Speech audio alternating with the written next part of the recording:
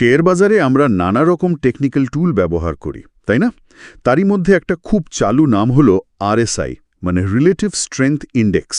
হ্যাঁ, আরএসআই। তো আজ আমরা এটা নিয়ে একটু গভীরে যাব, দেখব এটা আসলে কি জিনিস, কিভাবে কাজ করে, আর ট্রেডিংয়ের সময় এর ভালো মন্দ দিকগুলো কি কি।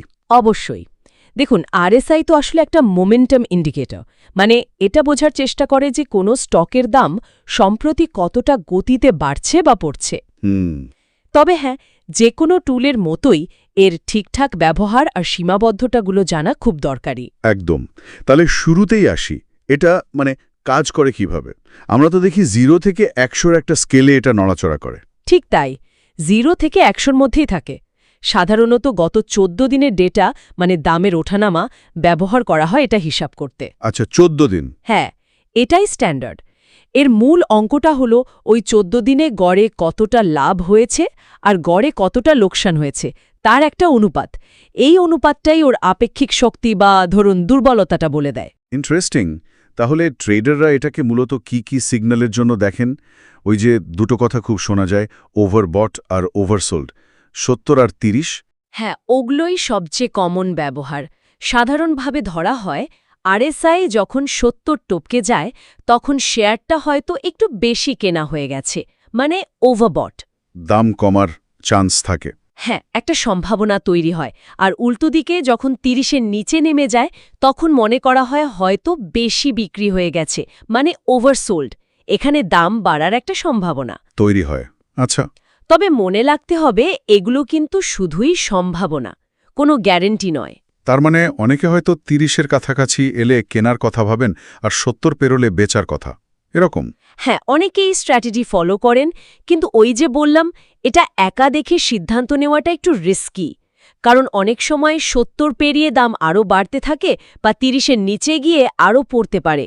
বুঝেছি। আচ্ছা, আর একটা কনসেপ্ট আছে না, ডাইভার্জেন্স? ওটা কি জিনিস? হ্যাঁ, ডাইভার্জেন্স। এটা বেশ কাজের একটা সিগন্যাল হতে পারে। ধরুন, শেয়ারের দাম বেড়েই চলেছে, নতুন হাই বানাচ্ছে, কিন্তু একই সময়ে আরএসআই আগের হাইটাকে টপকাতে পারছে না, বরং নিচে থাকছে। এটাকে বলে নেগেটিভ ডাইভার্জেন্স। তার মানে মোমেন্টাম কমছে। ঠিক, এটা ইঙ্গিত দেয় যে দাম বাড়ার যে জোর বা গতি সেটা কমে আসছে। হয়তো ট্রেন্ডটা এবার ঘুরতে পারে, মানে দাম কমার সম্ভাবনা। আর পজিটিভ ডাইভার্জেন্সও হয় নিশ্চয়ই ডাউন ট্রেন্ডে? একদম। দাম নতুন লো বানাচ্ছে, কিন্তু আরএসআই আগের লোর থেকে উপরে থাকছে। এটাও ট্রেন্ড রিভার্সালের, মানে দাম বাড়ার ইঙ্গিত দেয়। বেশ কাজের জিনিস মনে হচ্ছে, ব্যবহার করাও তো সহজ লাগছে। কিন্তু এর কি কোনো অসুবিধাও আছে? মানে ভুল সিগন্যাল দেয় না? অবশ্যই দেয়। সীমাবদ্ধতা তো আছেই। যেমন অনেক সময় ফলস সিগন্যাল দেয়। হয়তো 70 পেরিয়ে গেল, কিন্তু দাম পড়ল না, উল্টে বাড়তেই থাকল। ও, কখন হয় এরকম? এটা বিশেষ করে হয় যখন বাজারে খুব স্ট্রং কোনো ট্রেন্ড চলছে, ধরুন সাংঘাতিক আপট্রেন্ড বা ডাউন ট্রেন্ড।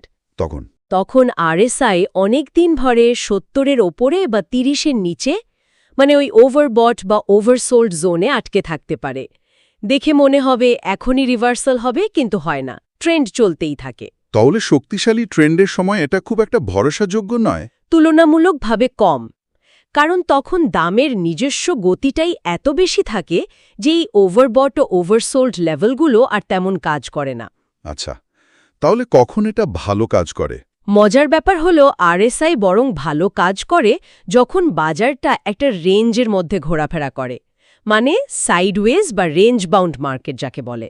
ও, মানে যখন খুব বড় কোনো ট্রেন্ড নেই। হ্যাঁ, যখন দাম একটা নির্দিষ্ট আপার আর লোয়ার লিমিটের মধ্যে ওঠানামা করছে, তখন ওই 70 আর 30 লেভেলগুলো থেকে রিভার্সালের সম্ভাবনাটা বেশি থাকে। বোঝা গেল। তাহলে এই যে সীমাবদ্ধতাগুলো আছে, এগুলো মাথায় রেখে কিভাবে একে ভালোভাবে কাজে লাগানো যায়, কিছু টিপস যদি দেন। সবচেয়ে জরুরি টিপস হল আরএসআইকে একা ব্যবহার না করা, মানে শুধু এর ওপর ভরসা করে ট্রেড না করা। অন্যান্য কিছুর সাথে মিলিয়ে দেখতে হবে। প্রাইস অ্যাকশন বা দামের প্যাটার্নটা দেখতে হবে, ক্যান্ডেলস্টিক প্যাটার্ন কি বলছে, গুরুত্বপূর্ণ সাপোর্ট আর রেজিস্ট্যান্স লেভেলগুলো কোথায় আছে সেটা দেখতে হবে। একটা উদাহরণ দিলে ভালো হয়। ধরুন কোনো শেয়ারের আরএসআই নেমে 28 হয়েছে, মানে ওভারসোল্ড, একই সাথে আপনি দেখলেন শেয়ারটা একটা খুব পুরনো আর শক্তিশালী সাপোর্ট লেভেলে এসে দাঁড়িয়েছে। তখন এই দুটো সিগন্যাল একসাথে মিললে কেনার সিদ্ধান্তটা একটু বেশি জোরালো হয়। শুধু আরএসআই ৩০-এর নিচে নামার চেয়ে এটা ভালো। ঠিক। আর উল্টো দিকে? উল্টো দিকেও একই। ধরুন আরএসআই ৭৫ মানে ওভারবট, আর দামটাও একটা বড় রেজিস্ট্যান্স লেভেলের কাছে চলে এসেছে। তখন বিক্রির কথা ভাবা যেতে পারে। ডাইভারজেন্সের ক্ষেত্রেও কি একই কথা মিলিয়ে দেখা? হ্যাঁ, অবশ্যই। ডাইভারজেন্স দেখলে সাথে যদি অন্য কোনো ইন্ডিকেটর বা চার্ট প্যাটার্ন ও ট্রেন্ড রিভার্সালের ইঙ্গিত দেয়, তাহলে সেটা অনেক বেশি নির্ভরযোগ্য হয়। মূল কথা হল কনফার্মেশন বা কনফ্লুয়েন্স খোঁজা। অর্থাৎ একা আরএসআই নয়, বরং অন্যান্য টেকনিক্যাল টুলের সাথে সংকেত মিলিয়ে একটা সার্বিক চিত্র তৈরি করতে হবে। একদম ঠিক। আরএসআই হল আপনার টুলবক্সের একটা যন্ত্র, পুরো টুলবক্সটা নয়। তাহলে আমরা আজকের আলোচনাটা যদি একটু গুছিয়ে বলি, আরএসআই একটা বেশ কাজের মোমেন্টাম ইন্ডিকেটর। এটা ওভারবট, ওভারসোল্ড অবস্থা বুঝতে বা ডাইভারজেন্সের মাধ্যমে সম্ভাব্য ট্রেন্ড রিভার্সাল ধরতে সাহায্য করে, বিশেষ করে রেঞ্জ বাউন্ড বা সাইডওয়েজ মার্কেটে। কিন্তু এর সীমাবদ্ধতাও আছে। এটা ভুল সিগন্যাল দিতে পারে, বিশেষ করে যখন খুব শক্তিশালী ট্রেন্ড থাকে। তাই বুদ্ধিমানের কাজ হলো একে অন্যান্য অ্যানালিসিসের সাথে মিলিয়ে ব্যবহার করা। ঠিক।